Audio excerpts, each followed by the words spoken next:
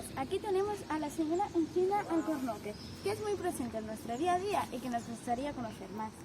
Gracias por invitarme y así saber de primera mano lo que ocurre aquí en los bosques de Alcina Alcornoque. ¿Y el corcho que te extraen? ¿Para qué lo usan? Bueno, primero de todo, no podemos hablar de la saca de corcho sin saber antes nuestra estructura biológica. ¿A qué te refieres? Un árbol tiene hojas y troncos, ¿no es así? Pues eso es lo que parece, pero yo tengo mucho más que esto. Esto es la corteza y debajo hay el corcho. Entre estos dos hay el tronco. El corcho es muy bueno y se usa para hacer tapones de corcho. ¿Y esta parte de aquí no es el corcho para hacer tapones? No.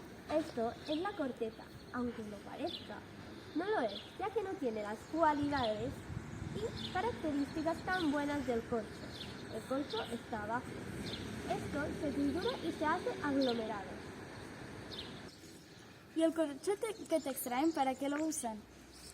Comencemos por el principio. Yo antes era una bellota como la que puedes ver aquí. Fui creciendo y hacia los 30 vinieron unos hombres con unas hachas muy afiladas y me quitaron la primera pela, la corteza. Al cabo de unos 10 años volvieron a venir y me volvieron a pelar. Yo pensaba que con ese corcho harían tapones de buena calidad, pero no. Fue de 10 años más tarde que volvieron y me quitaron otra vez la pela y esa vez sí que hicieron tapones de buena calidad.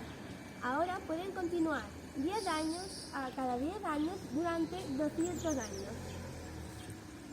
¿Todo el corcho es igual, sea del territorio que sea? No todo el corcho es igual. Depende del territorio que venga, sus propiedades son distintas. Por esto no se puede encontrar un tapón idéntico a otro. Si quieres saber mis daños, puedes contar los anillos en mi interior. Muchas gracias, señora Alcina. Su explicación nos ha servido de mucha ayuda. De nada, yo me he divertido mucho, porque no puedo hablar muy a menudo con mis vecinos. ¿Es que sí, árbol?